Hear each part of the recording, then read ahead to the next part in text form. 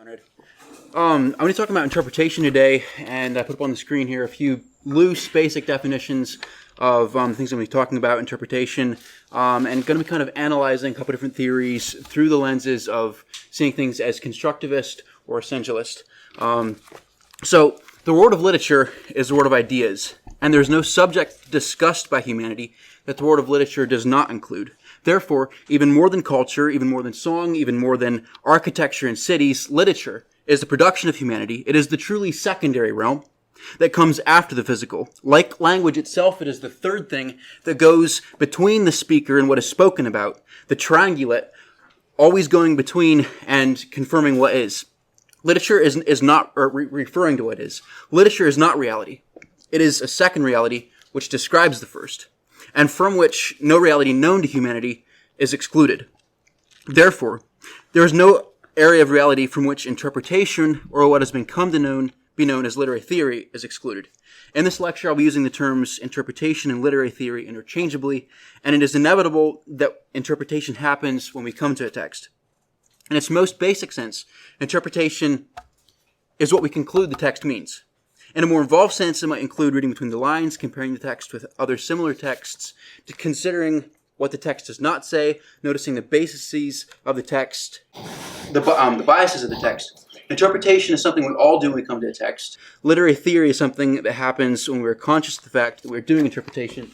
So I have these lined up here, and basically I'm saying that it is what is going in between the subject and the object, between the speaker and what is spoken about. Speaker, you can think of literary theory as speaker, text is literature, and reality is reality. In either case, it's a triangle of a thing that goes between. Language is the thing that goes between.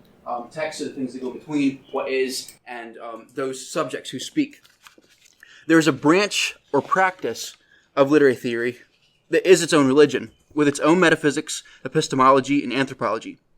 But this should not surprise us or trouble us too much, since absolutely anything can become an idol. The claim of literary theory as religion is that there is no meaning outside of social systems and discourses. It says that conversation is the only reference point, the reference point for everything. Meaning is merely a history of ideas masquerading as essences. The main project of this vein or practice of literary theory is getting away from essentialist views of humanity and theorizing constructivist understandings instead. There is a decidedly anti-human element to some of the most aggressive branches of constructivist theory, which goes by the much benign-sounding term post-human, and is interested in cynically undermining human appreciations of meaning and decrying anthropocentrisms. And personally, I kind of think of a more ridiculous term than anthropocentrism, since I do not believe that there's any other position from which to speak. Thankfully, this post-humanism is an extreme and not the norm in most constructivist positions, but is its logical conclusion. In general, literary theory is used as an overarching term to include different distinct and overlapping schools or theories of interpretation. I've chosen 3 interpretive frameworks that readers and students of literary theory will be likely to meet, and I think merit some reflection on how we should approach them. Those are queer theory, feminism, and post-secularism. I could have perhaps chosen deconstruction or post-colonialism, but as far as I can tell, deconstruction is now in the background of most academic literary theory questions, not at the foreground. And post-colonialism, though possibly more relevant to contemporary studies than the ones I've chosen, seems to me something to be more straightforward and something that we as Anabaptist readers have less reason to be suspicious of. With that said, I think it would be wonderful if at a future lit camp, perhaps Karita, could bring us an Anabaptist view of post-colonialism, and if someone, perhaps Jonas, could bring us a Christological response to deconstruction and a view to incarnational truth-telling and its aftermath and possibility. In the development of today's talk, I'm going to go through a little bit of time. I'm going to take a little bit of time with the history of interpretation in order to understand some of the assumptions and practices at work in interpretive theories today. French critics in the 20th century, Saussure, Lacan, Roland Barthes, Lévi-Strauss, etc., were very good at talking about how the words and institutions we use shape the way we think, and how the way we think shapes our reality. These guys were really good at what they did, and their theories are internally coherent. Their work is quite fascinating and can be read without a purely constructivist understanding. The systems of meaning we interact with are socially derived, but that does not mean it is the whole picture. If you are a materialist, you can only have matter, not spirit. If you are a constructivist, you can only have culture. If you're an essentialist, you can have both culture and meaning. The basic point of difference between Christianity and these thinkers is that they say there is nothing outside of culture, while Christianity says that the origin for things is outside of culture. Constructivism says that culture is an enclosed system. Christianity says that it is not. The work of these critics gave rise to structuralism, a theory of meaning that says if you understood the structures of language and culture perfectly, you could perfectly predict their effects. If you could just have a broad enough understanding of the way language works, of its governing rules and mechanisms, if you could predict the outcome of any of its usages, then you could predict the outcome of any of its usages in any situation. Structuralism is very much a product of modernity in that it was an attempt to expand the bounds of science and quantitative analysis to the non-material. It had its roots in the same set of ideas that gave rise to the birth of sociology and social sciences. It is this idea that you can just get all the data and feed it into a big enough data analysis, you'd be able to identify a universally coherent system. It's the attempt to treat language as if it were a leaf, and you're trying to understand how the leaf works, and so you're taking it apart, you're labeling it's mechanisms, you're following its veins, scrutinizing its cellular structure, and hopefully starting to understand how the factory of photosynthesis, and hopefully starting to understand it as the factory of photosynthesis. But structuralism just didn't work well. These people were great at taking apart language and describing its pieces, but what they encountered was that the scientific method just does not work well in understanding language.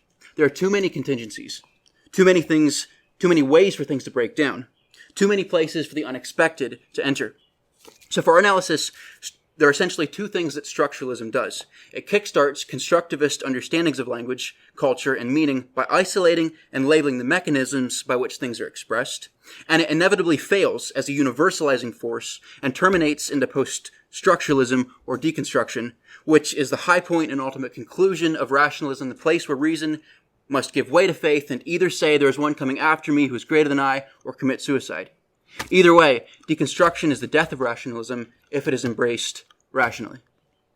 The reality, though, is that while we still have life and breath, we need not embrace anything entirely, and nothing embraces us entirely. The nature of life and time is partial and complete and indeterminate. So it is that not all the consequences of deconstruction have not been embraced. Like Christians with the gospel, academics are prone to only evoke those tenets of deconstruction that serve them in some political project. Some things, therefore, are not questioned. Some things, therefore, are questioned, but not questioning itself. Some things, therefore, are doubted, but not doubting itself, to put it very simply. One of the questions most interesting to structuralism, sociology, and constructivism is sexuality, because it is the force that draws people together, forms unions between them, and results in families. Because as the force that draws people together, forms unions between them, and results in families, it is the predecessor of culture.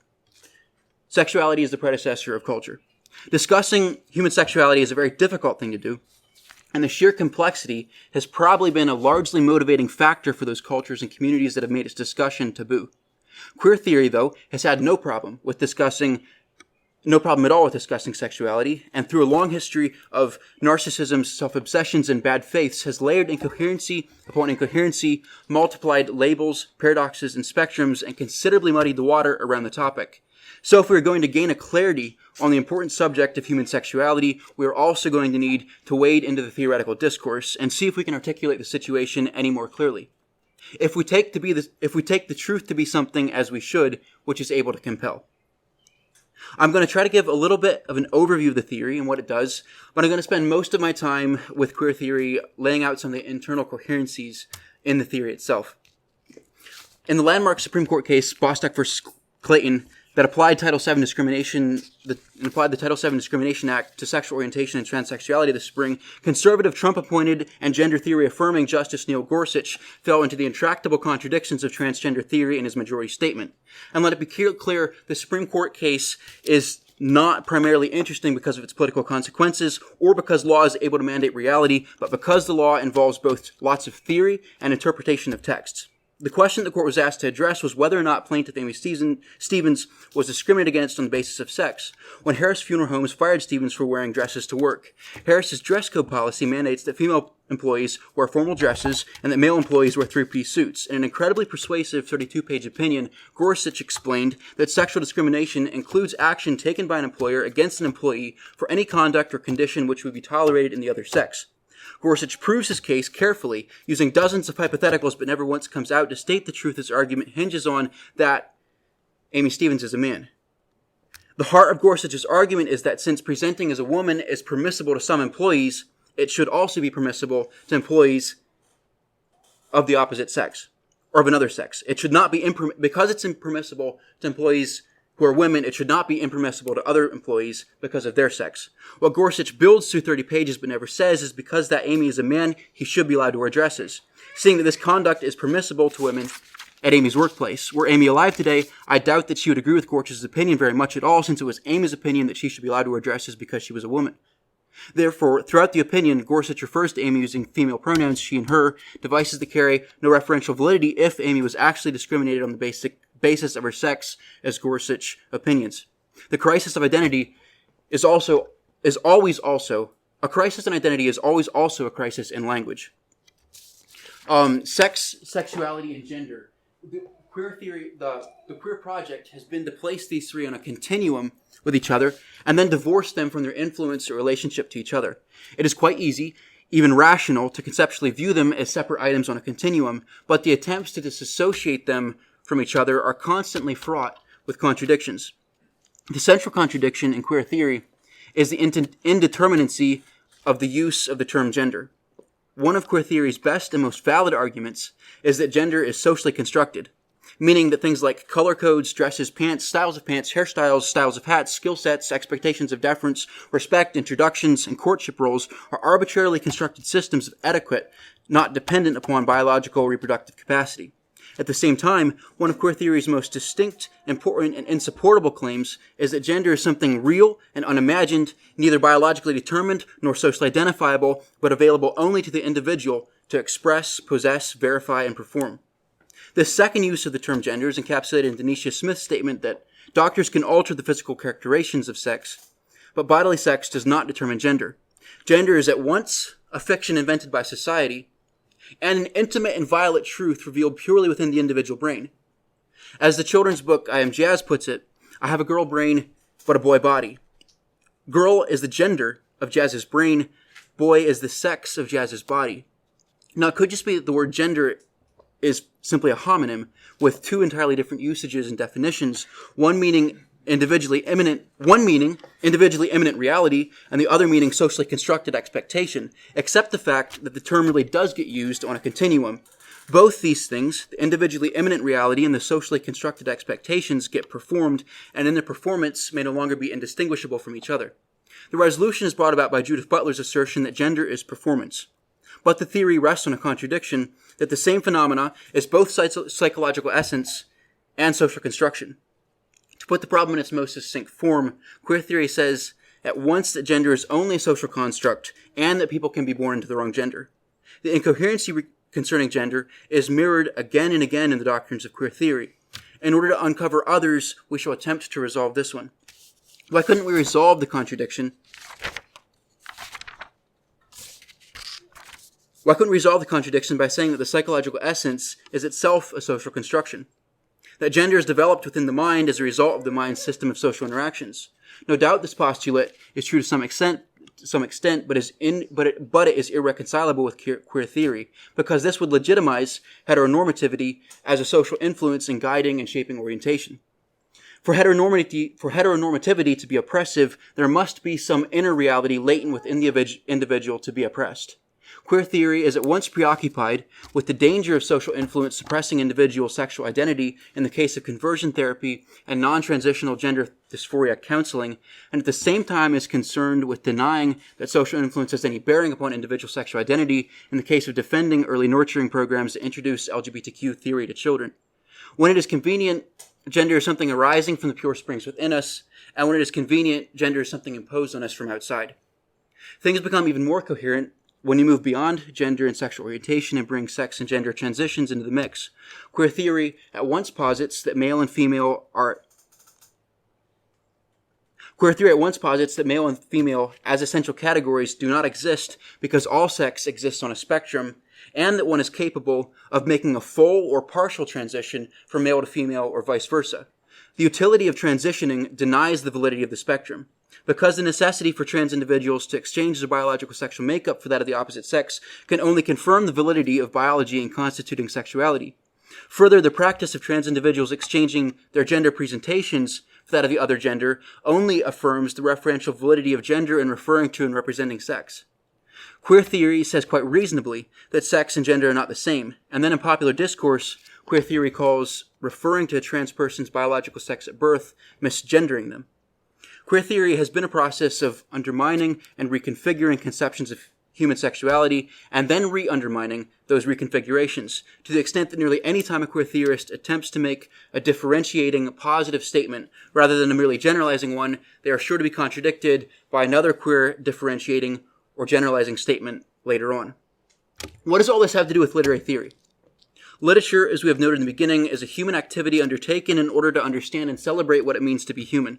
Queer theory is a theory that attempts to understand and describe what it means to be human, and as such, it considers only a very narrow aspect of the human being, the desires, presentations, and behaviors arising from sexuality, and attempts to expand that aspect beyond all proportions to completely describe the human condition.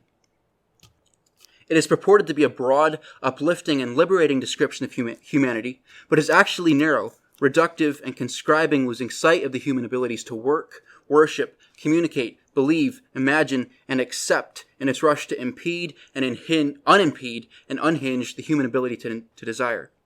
The function of queer theory in constructive texts is simply this: to unhinge the human erotic desire from any sort of confines. In interpretive texts, it has very little imagination or explanatory power either, and usually functions only to develop or uncover characters or authors, locations upon the sex-gender spectrum, and detail the triumphs or oppressions that those authors or characters experienced existing in non-traditional places on the spectrum in the face of a heteronormative society. Queer theory does not, except perhaps in its most esoteric, impenetrable, and incoherent recesses, claim or attempt to construct any theory of meaning. It does not present a theory on language. It has nothing original to say about form or style. It offers nothing new to the study of how signs become intelligible. Because of these places where queer theory is silent, it is the least interesting of literary theories as theories of knowledge and meaning, and yet it is still important to understand because of its prevalence in English studies today. It is an absurdity worth researching, how a theory of sexuality without any semiotic claims ever came to have such commerce in academic interpretive discourses. So how does a thoughtful person engage well with this theory when they encounter it? I suggest a charismatic approach, praying and remaining open for the gift of the Spirit to guide you. This may mean listening with humility and gentleness. It may mean articulate criticism. It may mean prophetic truth-telling. You don't always need to disagree even when you disagree, but it is important to not be silent in the face of queer theory, and it is important to have thought through the issues well enough in order to be able to give a careful response. Because of the cloudiness surrounding gender, the term gender, it makes it a pretty unuseful term, and we'd be better off using the terms sex and sexuality in our constructive discourses whenever possible. I think we'd be better off conceding that gender is not an essential category, and move on. Sex is biologically constituted, and gender roles and norms should flow out of physical and reproductive realities and capabilities, but they should not be held as sacred, should not be seen as defining sex or identity, and should not have the power to conceptually sex or unsex people. Again, gender roles and norms should not be held as sacred, should not be seen as defining sex or identity, and should not have the power to conceptually sex or unsex people. It is okay for boys and girls to play with dolls and tractors. Arbitrary distinctions do nothing to clear the fog. It's okay for a woman to remain single and support herself in whatever career she finds skill in. It's okay for a man to remain single and take up foster care or adoption. There is no such thing as being born into the wrong sex. But there are constrictive gender norms that have nothing to do with biological sex. We need to think carefully about the issues at play and be able to offer a compelling articulation of why the body you were born into is the right one for you. Perhaps the starting point is to say that you are your body. Your body is good. Your body is loved by God, and it can also be loved by you. The point is to have a will that is shaped by a love for God, and then to accept both your body and your personality and bring them into coherence with that will. Creative biology, sexual difference, material bodies with drives, hormones are things to be accepted, not changed or done away with. Biology can be transcended by the Spirit, but the body does and should remain. Contrary to the ideology of transgenderism, what cannot first be accepted cannot be transcended. The practice of transgenderism has no intention to transcend, only to exchange. It is no accident that the possibility of sex transition arose in a modernist society glutted with technologies and medical procedures and obsessed with the subjection of the world to individual desires. Purchasing for yourself a different type of body is a product of unimpeded consumerism and is perhaps its fullest application. Here is perhaps one reason why queer and transgender ideology has been so unambiguously accepted by the corporate world. The multiplication of identities, needs, and procedures ensures an expanding market for late capitalism that has already so thoroughly saturated the needs and nearly all the desires of its consumers. Questions, however, remain. Is queer theory a reinterpretation of secularized Gnosticism? How do we reverence and respect and recognize in every individual an icon of Christ, regardless of what they believe, what they perform, and how they appear? How do we come to understand the body as something that matters? If we say that the body is something born good and loved by God, how do we understand the meaning of this for those of us who are born with disabled bodies? If identities occur in coordination with bodies, what are the fundamental differences between organ transplants, amputations, and sex reassignment surgeries? Does the reality of intersex nativity force us to see sex as a spectrum rather than a polarity? Is our understanding of being created in the image of God broad enough to include intersex people who are born into neither apparently male nor apparently female categories? If we say that sex reassignment surgeries are not necessary, beautiful, or good for adults, then are we prepared to say that sex assignment surgeries are not beautiful or necessary for intersex babies to experience the human good? Issues of identity, personality, and sexuality are indeed incredibly complex and should be treated with humility and wonder. Well-placed and well-thought questions will probably be more effective in challenging queer ideology than antagonism or derision. The fact is that sex and desire have incredible room for nuance and variation within them. The capacity to desire, like the capacity to feel love or sorrow, knows no boundary. The Christian sexual ethic of one man and one woman for life points to the endless newness of the sexual encounter, not its limitation. We should not be afraid of the difficulty of talking about sexuality and attraction, but the very complexity is something that we should turn our reason and attention to in order to wonder at, celebrate, and understand this incredible gift. Ultimately, I believe our task is to revitalize an understanding of what sexuality is and why celibacy is important and why celibacy is good, important, good, and honorable. We have a lot to learn from side B, gay Christians or non-straight Christians who are staying with the church and practicing and articulating the good of celibacy. Queerness understands the human potential in terms of sexual desires and intends to organize those desires toward multiplicity. Judeo-Christianity understands human potential in terms of covenant and intends to organize sexual desires towards singularity, whether in lifelong monogamous life-sharing or in mystical and eternal relationship of the soul to its creator. On to our second interpretive theory, feminism, especially essentialist feminism, affirms that there are concrete differences between men and women and that those differences are meaningful. There are in fact two branches or theoretical frameworks of feminism, essentialist and constructivist. Constructivist feminism primarily concerns itself with the ways that differences between women arise from society, and essentialist feminism concerns itself with the ways that differences arise from intention, psychology, and biology.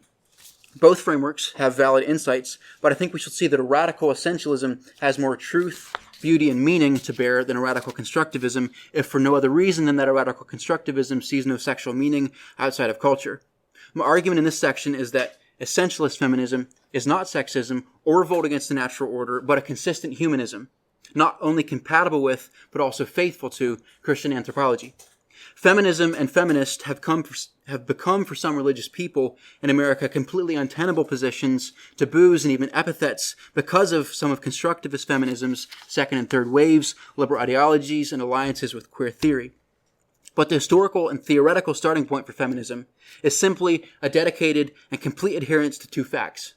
Men and women are different from each other, and they are the same. Their separateness means that they bring separate strengths.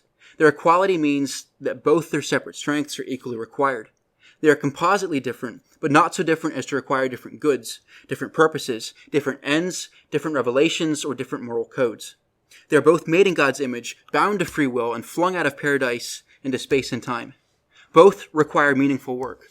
Both require sufficient leisure. Both deserve to learn. Both deserve to create. Both deserve the voice to offer ideas on how the world should be ordered, and both deserve the practice and opportunity to acquire the skills necessary to produce their visions in the real world. The tension between the two facts, that men and women are different from each other and that they are the same, is nothing other than the tension of sex itself. This is in accordance with both biology and the Genesis account of creation. These two facts are equally necessary to keep in view any interaction between the sexes. These two facts, that men and women are different from each other and that they are the same, must be kept in tension with each other, and neither should suppress the meaning of the other. Feminism as a historical force was the result of the first of these two facts coming to overshadow the second. The difference between male and female was nearly continually throughout the evolution of societies a reason, and especially in pre-Christian societies, throughout the evolution of societies, it became a reason for the physically more powerful sex to limit, violate, and renounce female freedom within the world. Feminism begins as a historical account of historical forces.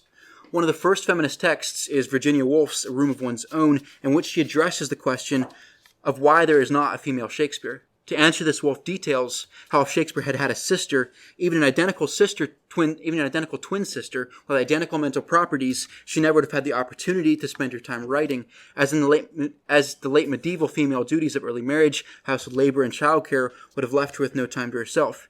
She could not have been an actor, and she could not have lived his public life of trading horses or gossiping in the taverns. She could not have owned property under English law, and so, since she and William's parents were not wealthy, she could never have acquired for herself privacy or leisure. In short, she could not have written because she could not have had a room of her own.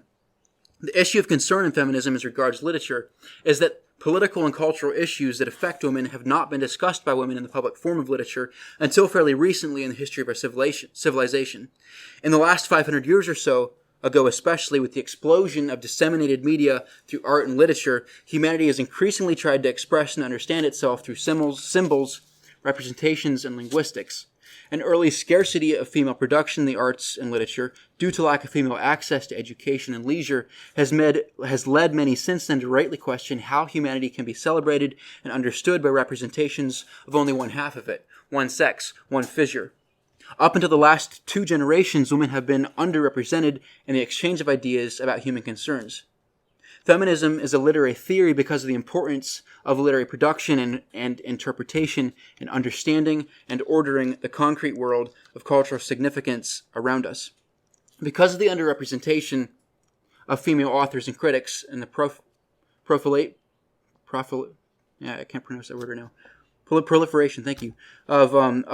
because of the underrepresentation of female authors and critics and the proliferation of publication following the Renaissance and Reformation, early feminist scholars began an explicit study of what female-authored texts there were, what conditions prevented women from writing, and what conditions would enable more women to write.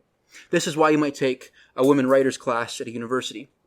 Some feminists have talked about a built-in obsolescence of feminism as histories of female voices in cultural discourse gain equal clarity and presence as male voices.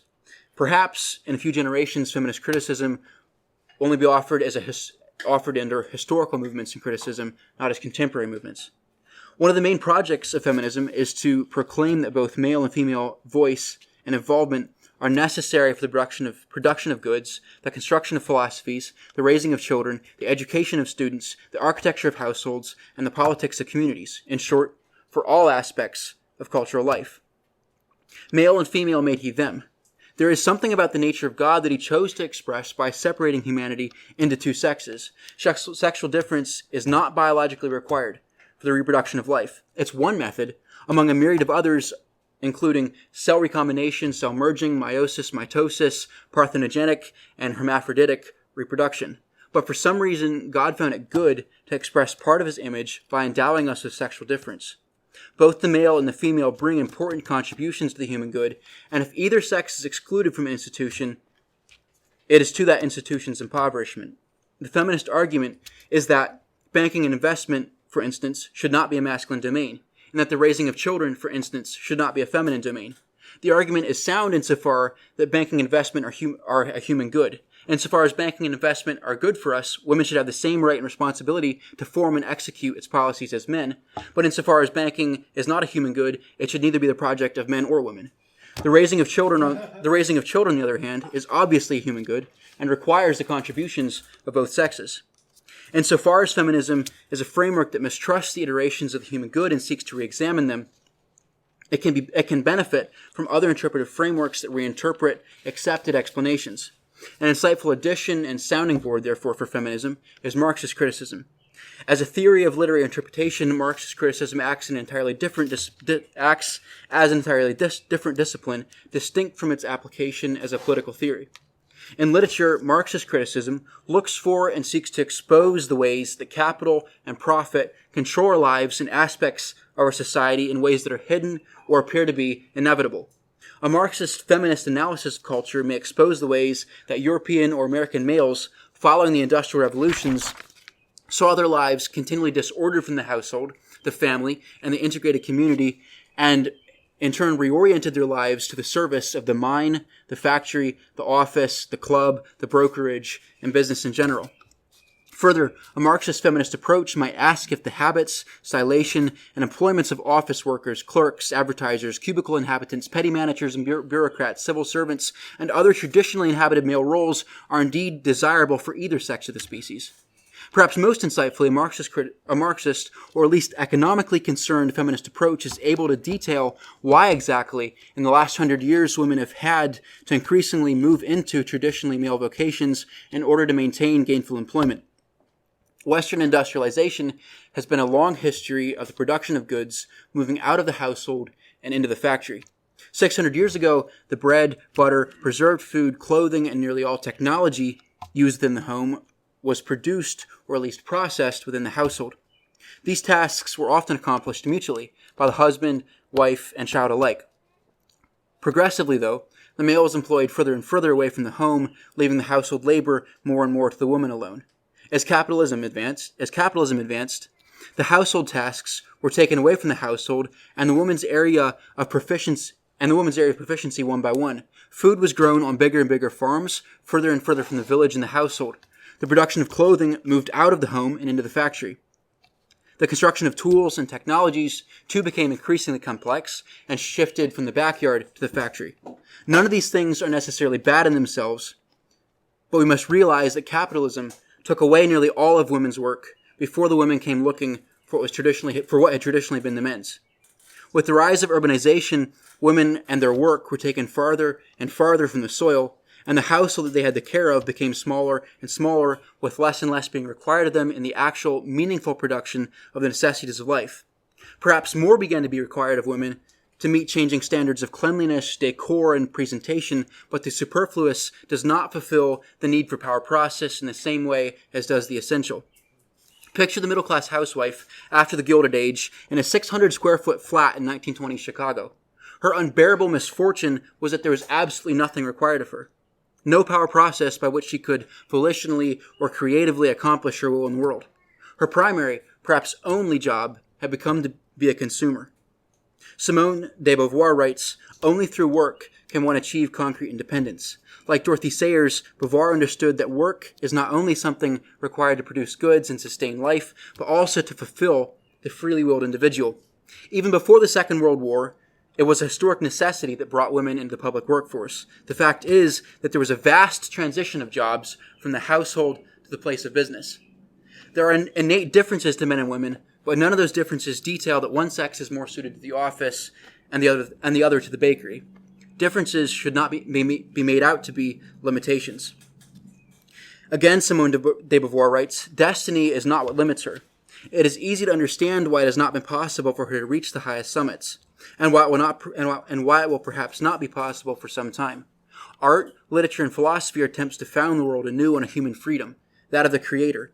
To foster such an aim, one must unequivocally posit oneself as a freedom. The restrictions that education and custom have imposed on women limitate her grasp on the universe.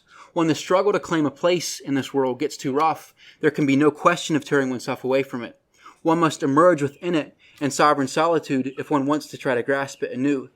What woman has primarily lacked is learning from the practice of abandonment and transcendence and freedom and pride." Beauvoir characterizes the human as inhabiting both immanence and transcendence. Both must be at work, at play and progress, and in tension with the other. Because of our embeddedness in time and body, our eminence progresses all of its own as we age. That our transcendence remain in progress as well is what requires freedom, good faith, and goodwill. In our eminence, Beauvoir said, both men and women are prey to the species and subject to its reproduction. In our transcendence, each individual has the opportunity to live outside of the species, even while accepting and admitting its demands. We are our bodies, and we are more than our bodies. In some sense, sex, saeculum, separation, difference may be the starting point of culture and meaning, but sexual difference is not the ending point of meaning. In the final instance, every soul is gendered, recognized, set apart, identified by its relationship to God. There appears then in a radical essentialist feminism a deep compatibility with Christian mysticism and the doctrine of the bride of Christ. The human condition is one to be both accepted and transcended. And some feminists, along with the best Christian saints, mystics, and philosophers, beautifully remind us of this and inspire us with visions and stories of what it may look like. Beauvoir writes, individuals who appear exceptional to us, the ones we honor with the name of genius, are those who have tried to work out the fate of all humanity in their particular lives. No woman has thought herself authorized to do this. It takes belonging to the privileged class to consider the universe as one's own, to consider oneself guilty of its faults and take pride of its progress. Here we could insert that as sons and daughters, as children and lovers of God, every one of us are members of the privileged class. And so we can feel authorized to posit this freedom. Beauvoir goes on, St. Teresa is one of the only women to live the human condition for herself in total abandonment, and we have seen why. Placing herself above earthly hierarchies, she, like St. John of the Cross, felt no reassuring sky above her head. For both it was the same night, the same flashes of light, in each the same nothingness, in God the same plenitude. When finally it is possible for every human being to place his pride outside sexual differences in the difficult glory of his free existence, only then will women be able to make her history, her problems, her doubts, and her hopes those of humanity. Only then will she be able to attempt to discover in her life and in her works all of reality and not only her own person. We should keep in mind that sex is not the most defining characteristic of the human soul. Far more important and enduring are the conditions of image-bearing, free will, and responsibility. When first accepted, biology can be transcended. We need not be ultimately subject to our bodily condition or desires. Another place that feminism shares ground with Christianity is in denouncing the objectification of women.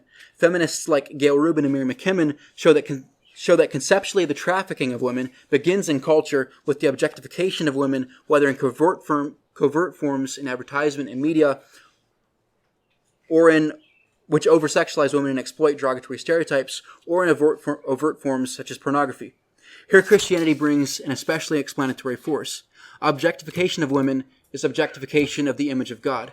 Violence against women is violence against the image of God. I do want to point out here that feminist criticism is able to offer original theories on semiotics and meaning making, and probably one of the most interesting things to me about this theory is the nuance and originality that it does offer to theories of language and meaning, how it can speak to form and style, how it does offer a theory of meaning using metaphors of other, birth, placenta, fluidity, mediation, and separation. Incredibly fascinating. Go to authors like Helene Cixous, Luce Irigaray, even Beauvoir and others for that. I don't have time to get into that today, but it does offer theories of meaning and opinions, answers questions of form and style. Of all the theories that we're looking at today, are to some extent inheritors of post-structuralism and deconstruction. But post-secularism, which we're transitioning to now, exclusively among them, explicitly tries to sort through and deal with that fact. For context, post-secularism is a stance within a subset, a subcondition of, or a condition occurring after postmodernism. It is a weakness of the term post-secularism that radically different movements A weakness of the term post-structuralism is the radically different movements which can fall under it. For instance, the term can refer to the resurgence of religious fundamentalism untethered from the constraints of reason in the public sphere, such as the evangelical cult of Trump in America or the conservative radicalization of Islam in Europe and the Middle East. The term can also be used to describe the resurgence of interest in the occult, New Age quasi-religious amalgamations, and even somewhat dubiously a degenerate prosthetic appendage of modernism that recycles humanist optimism into a post-humanist enchantment with technology and AI. I, however, wish to use the term in a more limited and useful sense to describe a philosophical and interpretive framework that is gaining prevalence in reading and interpretive communities. A post-secular framework of interpretation is one that is willing to forgo the comforts, materiality, and confines of constructivism to admit that there may be some meaning outside of our interpretation of it. Academically, post-structuralism is not necessarily a return to Christianity, but it is a return to belief, or at least an honest openness to the possibility thereof. It is the story of theology and faith once again gaining acceptance as a subject accessible to reason. Post-secularism is at its core and arises from a critique of rationalism, and in the same breath, it both tries to take seriously rationalism's demise and deconstruction and to deal constructively with the pieces left behind. In its most positive and idealistic sense, post-structuralism is an interpretive framework that tries to both learn the lessons of modernism and postmodernism. In this, it seeks both the validities and inadequacies of each approach. In its best form, post-secularism is capable of carrying both the optimism of modernism and the humility of postmodernism. Under the influence of deconstruction, it discloses and disassembles the dichotomies secularism functions by, such as faith, reason, natural, supernatural, rational, irrational, sacred, profane. Post-secularism is interested in both faith and reason, both the natural and the supernatural, both the rational and the irrational, both the sacred and the profane. It is interested in both faith and reason. It does take science into account, but it is not captivated by it. It recognizes critical thinking as a valid way of learning, but acknowledges that what one learns through critical thinking is not all there is to learn. It does not say that reason is incapable of arriving at truth. It only accepts that there are other ways of arriving at truth, and that there is truth that reason is incapable of arriving at. Post-secularism is to some extent a historical discipline that studies secularism and historicizes it, showing its development out of the Reformation and Enlightenment and exposing its exceptionality in relation to history as a whole. This process is able to show how secularism has not been as persuasive and hegemonic as you might feel it to be. Jack Dudley writes, "It's clear that criticism has been secular, but it's less clear that literature has ever been." It is possible to read such positions as we would now term post-secular, even from an era that we might now call pre-secular. Prime examples are writers such as Pascal, Kierkegaard, and Vail, who against the drift of secularization insisted on the necessity of faith informing reason, and performed a rigorous pursuit of both. And early traces of post-secularism can indeed be found in one of Derrida's last books, The Gift of Death and Literature in Secret, in which he takes the story of Abraham to discuss ethics and responsibility and concludes that the responsible individual is responsible already, outside of and after the demands of culturally determined justice and morality. Writers such as John Caputo have picked up the threads left by Derrida, and in seeking to follow them have concluded that they require an unconditional, intervening, and messianic other, much like the God and Savior of Christianity. John Milbank's in Theology and Social Theory interrogates the presuppositions of the social sciences and social constructivism to show how secularism is a system requiring more unfounded faith to support than theology. In The Monstrosity of Christ, dialectical materialist philosopher Slavoj Žižek joins Milbank to debate the transcendence of Christianity, and they both end up claiming to be more Christian and orthodox than the other. Generally more accessible than these others, James K. Smith, who's been coming up numerous times this weekend, his life work so far has been in this arena, and all of his work deals in some way or other with the problems and possibilities of the post-secular. Perhaps most interesting to the field of literary theory are the possibilities and counteractions that post-secularism offers to contemporary practices of reading, criticism, and interpretation. Academic criticism has assumed toward texts what thinkers from Milbank to Žižek to Butler have described as an ontology of violence. In modern discourses, from fundamentalism to deconstruction to neo-progressive liberal individualism, reading and interpreting have become political activities. The tools of deconstruction especially have been used to weaponize criticism against competing viewpoints. Hermeneutics have become hostility. In exchange, post-secularism posits a hermeneutics of hospitality. In religious reading, Paul Griffith advocates for meditative or reflective reading rather than a consumerist passing over of texts to glean from them what might be useful. Experience is worthless without attention. Along with generous practices of reading, post-secularism also advocates for the importance of communal, participatory, liturgical, and ritualized reading.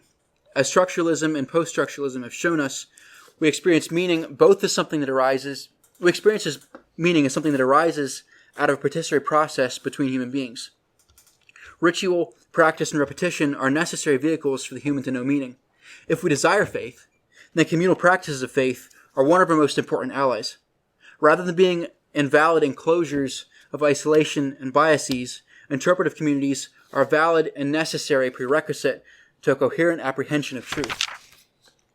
Post-secularism also returns to the importance of paradox, parable, allegory, myth, and non-literal genres of writing. The insight here is that myth, epiphany, analogy, and indeed all fiction are capable of speaking to us precognitively. The shapes and directions of stories are capable of speaking to our intuition and communicating truth to us without explicit articulation, whether our own or the text's. Here post-secularism makes a radical claim, and perhaps unfounded. Texts do not always require us to interpret them. We don't always need to understand. Sometimes the only faithful response is to admit that we don't understand. Sometimes the only faithful response is to wonder. A radical post-secular hermeneutic says that criticism is ill-equipped to engage a sacred text precisely because it's the wrong tool for the job. The right tool is attention. A sacred text is sacred because it makes claims on the reader before the reader can ever make claims about it. The anthropology of post-secularism, as I've outlined it, is a being always already addressed by God, and a being responsible because it is addressed and because it is capable of response. The soul tremors with life and breath because God addresses it, sees it, turns his attention upon it from outside culture. The supreme human achievement is individual and available to anyone. It is the will of the self to unconditionally respond to the call of the unconditional other. The essential aspect of spirituality is not emotion, reason, or confidence. The essential aspect of spirituality is this will, the will to embrace the total, terrifying possibility of being gazed at by God. Thank you.